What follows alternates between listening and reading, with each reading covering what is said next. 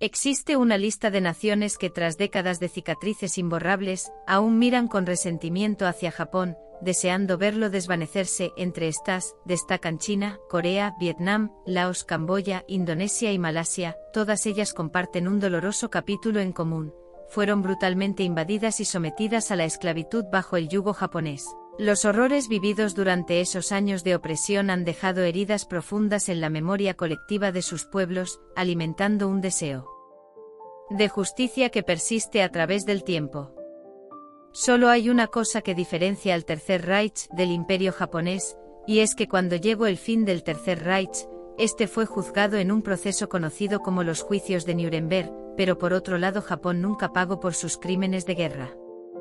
Y un dato curioso que todo el mundo conoce acerca de las bombas atómicas usadas en Hiroshima y Nagasaki, es que murieron 210.000 personas instantáneamente y se cree que este número aumentaría a 400.000 personas debido a la radiación, pero lo que nadie dice es que, tan solo en la masacre de Nankín murieron entre 200.000 y 300.000 chinos, esto según la sentencia del Tribunal de Guerra de Tokio, la cual estimó que más de 200.000 chinos murieron en la masacre.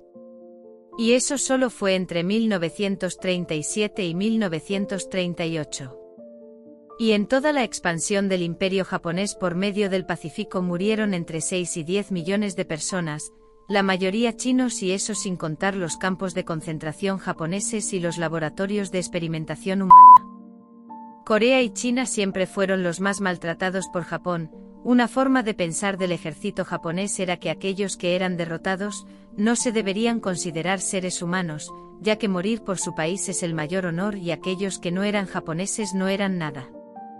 Debido a esta forma de pensar, Japón se daba el lujo de hacer lo que quisiera con sus prisioneros, y eso llevó a que los soldados y civiles fueran capturados y llevados a las minas y selvas a realizar trabajos forzados. Esa era lo mejor que podrían sufrir si eras hombre, pero si eras mujer el horror por el que tenías que pasar era peor que la muerte. El ejército japonés, al invadir Corea durante la Segunda Guerra Mundial, después de derrotar a Corea, fue casa por casa y sacó a todas las mujeres que tuviesen más de 13 años y las obligaron a convertirse en prostitutas para satisfacer las necesidades de su ejército. Este ha sido un reclamo que el gobierno de Corea siempre ha denunciado ante el mundo, y en una ocasión el gobierno japonés decidió dar tan solo $8 millones para estas víctimas de esclavitud sexual.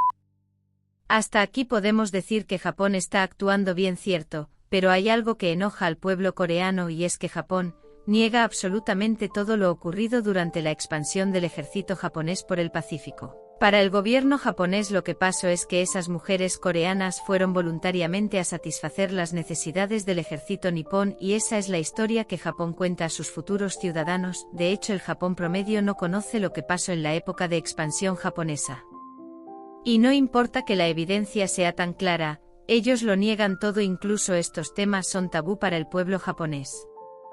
Para el pueblo chino el rencor hacia Japón es igual de fuerte, no solo por la masacre de Nankín, el cual Japón dice que el gobierno chino contrató actores para que mintieran y se hicieran pasar por víctimas, sino por el hecho de la crueldad del Escuadrón 731, el cual experimentó con ciudadanos chinos, incluyendo niños, mujeres embarazadas, hombres y cualquiera que llegara a sus instalaciones. Cuando se realizaban experimentos médicos con humanos se utilizaba el nombre de Maruta, que significa algo así como tronco, y que se aplicaba de forma sarcástica, ya que para las autoridades, las instalaciones no eran más que un aserradero del ejército.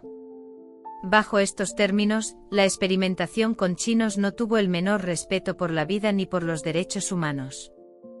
Entre las numerosas atrocidades cometidas por los nipones durante estos años, los civiles eran encerrados en numerosas fosas comunes infectadas de cólera, parásitos, peste bubónica, tuberculosis y fiebre tifoidea, entre otros males, para observar cómo evolucionaban en el cuerpo humano. Los distintos patógenos también se liberaban en las ciudades con las mismas finalidades.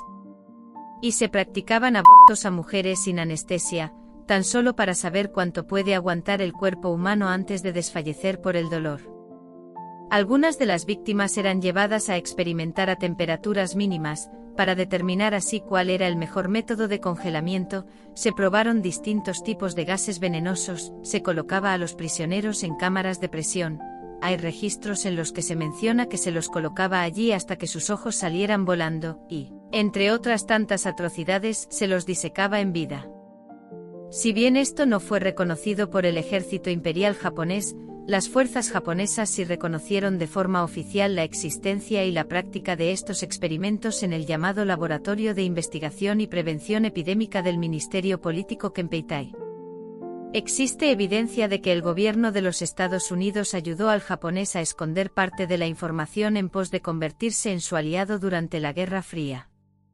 Y más tarde el gobierno estadounidense empezaría su proyecto MK Ultra, un proyecto de experimentación humana.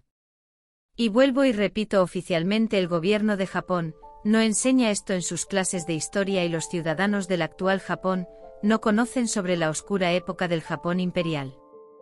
La crueldad japonesa de esa época se extendió hasta tiempos actuales, pero para entenderlo mejor te invito a ver este vídeo donde podrás ver cómo era la peor escuela de Japón.